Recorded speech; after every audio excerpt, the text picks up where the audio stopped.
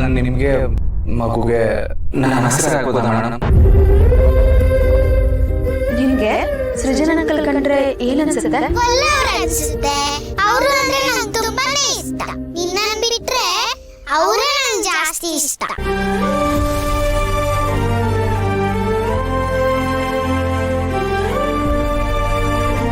ನಿಮ್ಮ ಜೊತೆ ಸ್ವಲ್ಪ ಮಾತಾಡಬೇಕಾಗಿತ್ತು, ಅದಕ್ಕೆ ಬಂದೆ.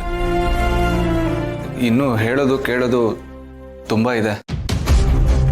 ಹೀಗೆಲ್ಲ ಯಾಕ್ರಿ ಮಾಡಿದ್ರಿ? ಹೇಳ್ಕೊಂಡು ಹೊಗರಾಗ್ಬೋದಾಗಿತ್ತಲ್ವಾ? ಏನು ಜೀವನ ಪೂರ್ತಿ ಎಲ್ಲ ನೋವನ್ನು ನಿಮ್ಮೊಳಗಡೆ ಇಟ್ಕೊಂಡು ಒದ್ದಾಡ್ತೀನಿ ಅಂತ ಹರಕೆ ಹೊತ್ಕೊಂಡಿದ್ದೀರಾ?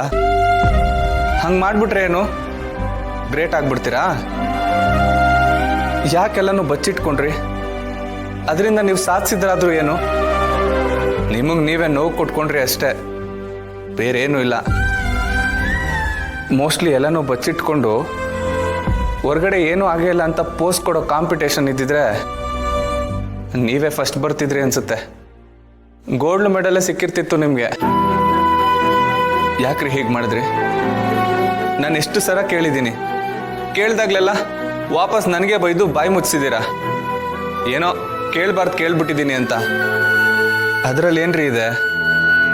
ಹಿಂದೆ ಏನೋ ಆಗಿದೆ ಅಂತ ಅದನ್ನೇ ಮುಚ್ಚಿಟ್ಕೊಂಡು ಬಚ್ಚಿಟ್ಕೊಂಡು ಬದುಕಬೇಕು, ಪ್ಯಾಚಪ್ ಮಾಡಿಕೊಂಡು ಅಂತ ಏನಾದರೂ ರೂಲ್ಸ್ ಇದೆಯಾ? ಗೌರ್ಮೆಂಟ್ ಏನಾದರೂ ಆ ಥರ ರೂಲ್ಸ್ ಮಾಡಿದ್ಯೇನ್ರಿ? ಏನೇ ಇದ್ರೂ ಹೇಳ್ಕೋಬೇಕು ಕಣ್ರಿ. ಅದು ಮನಸ್ಸಿಗೂ ಒಳ್ಳೇದು, ಲೈಫ್ಗೂ ಒಳ್ಳೇದು. ನೋಡಿ, ಮತ್ತೆ ಹಾಳಾದ ಅದೇ ಸೈಲೆನ್ಸು. ಈ ಸೈಲೆನ್ಸೇ ಎಲ್ಲ ಸಮಸ್ಯೆಗೂ ಕನ್ಫ್ಯೂಷನ್ಸ್ಗೂ ಕಾರಣ ಆಗಿರೋದು. ಅಲ್ಲ ರೀ, ಲೈಫಲ್ಲಿ ಏನೇನೋ ನೋಡ್ಬಿಟ್ಟಿದ್ದೀರಾ, ಅದನ್ನೆಲ್ಲ ಯಾಕೆ ಹೇಳ್ಕೊಳ್ಳಿಲ್ಲ ನೀವು? ಓ, ಇವನ್ ಯಾವ ಸೀಮೆ ದೊಣ್ಣೆ ನಾಯಕ, ಇವನ ಹತ್ರ ಯಾಕಿದ್ದೆಲ್ಲ ಹೇಳ್ಕೋಬೇಕು ಅಂತನಾ? ಅಥವಾ ಆಗ್ಲೇ ಹೇಳ್ದಂಗೆ ಎಲ್ಲ ನೋವನ್ನು ನುಂಗ್ಕೊಂಡು ಮಹಾನ್ ವ್ಯಕ್ತಿ ಆಗ್ಬಿಡ್ಬೇಕು ಅಂತನಾ?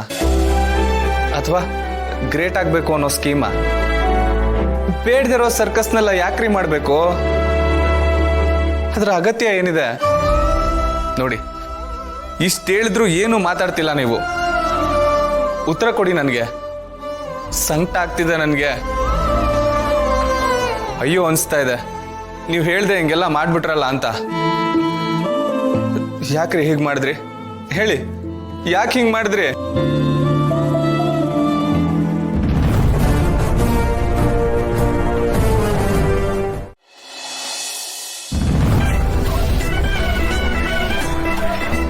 ಬೇಬಿ, ಒಂದು ಕಪಲ್ ಅಂತಂದ್ರೆ ಈ ತರ ಒಂದೇ ಗ್ಲಾಸಲ್ಲಿ ಜ್ಯೂಸ್ ಕುಡಿಯೋದಕ್ಕೆ ಪುಣ್ಯ ಮಾಡಿರ್ಬೇಕಲ್ವಾ? ಎಸ್ಪೆಷಲಿ ಅದು ಬಾಯ್ ಫ್ರೆಂಡ್ ಜೊತೆ ಅಥವಾ ಗಂಡನ ಜೊತೆ ಕುಡಿಬೇಕು ಅಂದ್ರೆ ಇನ್ನೂ ಜಾಸ್ತಿ ಪುಣ್ಯ ಮಾಡಿರ್ಬೇಕು. ತಗೋ ಬೇಬಿ, ನಾವಿಬ್ರು ಒಂದೇ ಅಂದ್ಮೇಲೆ 2 ಸ್ಟ್ರಾ ಬೇಕಾ?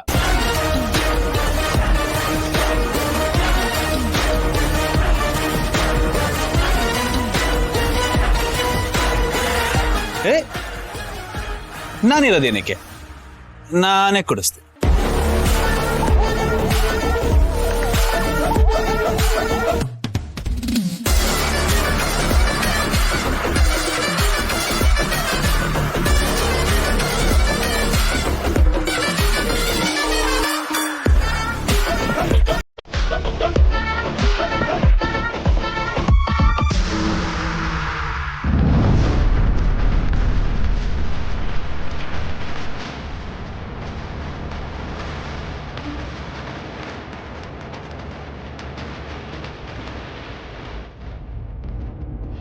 ನೋಡಿ, ಅವಾಗ್ಲಿಂದ ನಾನು ಮಾತಾಡ್ತಿದ್ದೀನಿ, ನನ್ಗೆ ಅನ್ಸಿದ್ನ ಹೇಳ್ಕೊತಿದ್ದೀನಿ.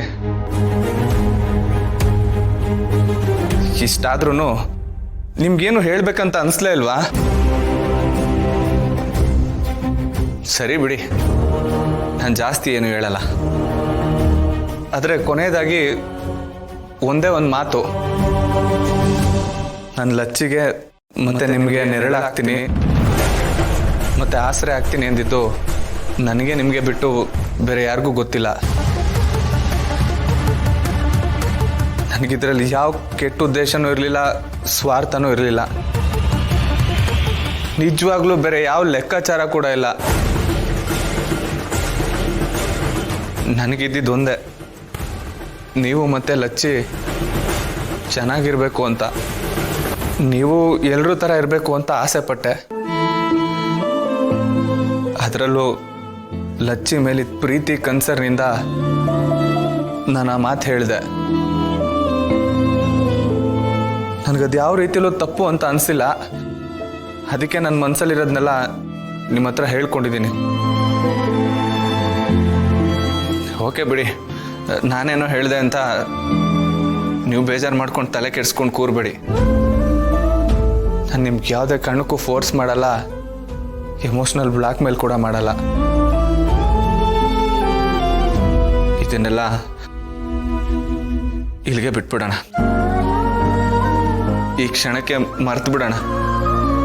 ನಾನು ಹೇಳೋದೆಲ್ಲ ಹೇಳಿದ್ದೀನಿ.